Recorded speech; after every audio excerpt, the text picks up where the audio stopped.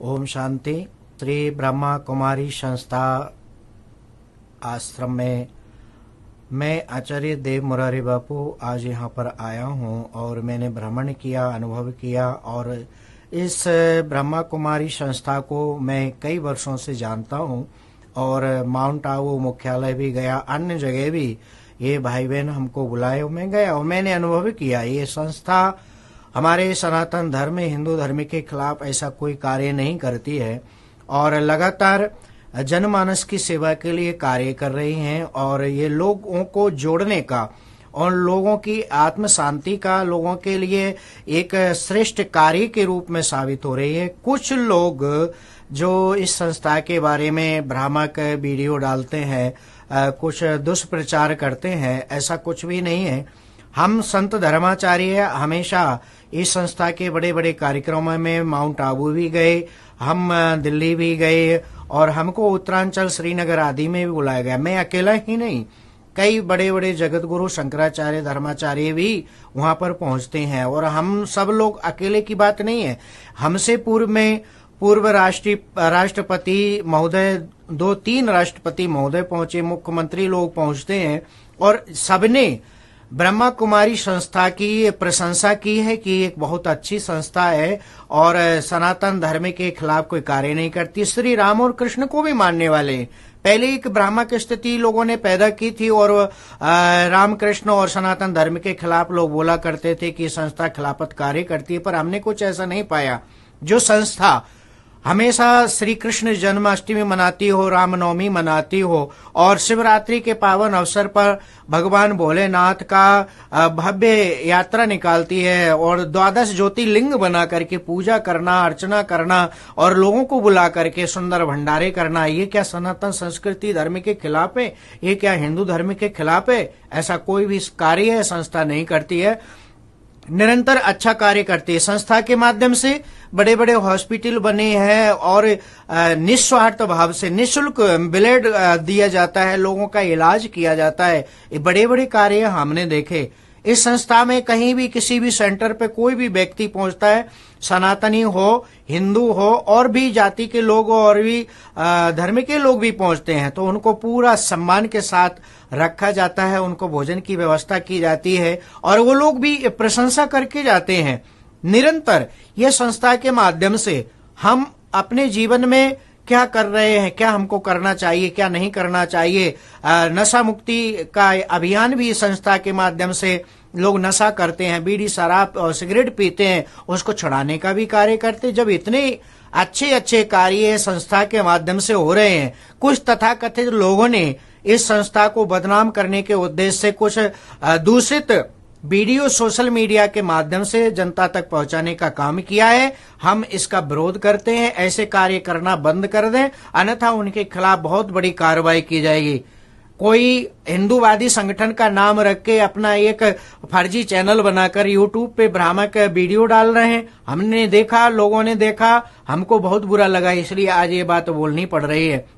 हमारे पास 25 हिंदूवादी जो हमारे भारत के जाने माने संगठन है, उन सभी संगठनों में हम राष्ट्रीय स्तर के पदाधिकारी हैं, सभी अध्यक्षों को बुला करके ऐसे लोगों के खिलाफ एक विशाल विरोध प्रदर्शन का कार्य हम हैदराबाद, आंध्र, जहां भी विरोध किया जा रहा है इस संस्था का, वहां पे हम कार्य करेंगे। शासन, प्रशासन और मुख्यमंत्री तक ये बात पहुंचाएंगे कि इस तरह से भ्रामक वीडियो डालने वाले, संस्था को दुष्प्रचार कर बदनाम करने वाले लोगों के खिलाफ तात्कालिक रूप से 420 और फर्जीवाड़े में मुकदमा दर्ज कर उनको जेल में बंद किया जाना चाहिए।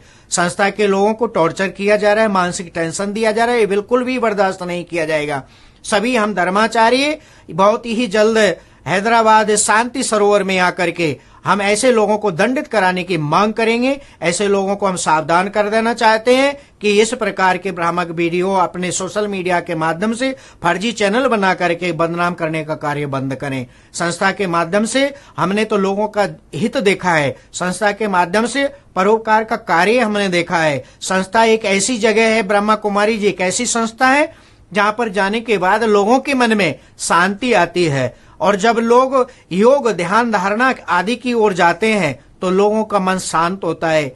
इसी कारण इस संस्था से करोड़ों लोग जुड़े हुए हैं और ब्रह्मा कुमारी संस्था के सेंटर में जाते हैं, वहां पर अपने मन को शांत करते हैं। एक सुंदर वातावरण स्थापित करने का कार्य ब्रह्मा कुमारी संस्था करती है। और जब कोई अच्छा कार्य करता है तो उसका हमेशा समर्थन होना चाहिए, विरोध उनका करना चाहिए जो गलत कार्य कर रहे हैं।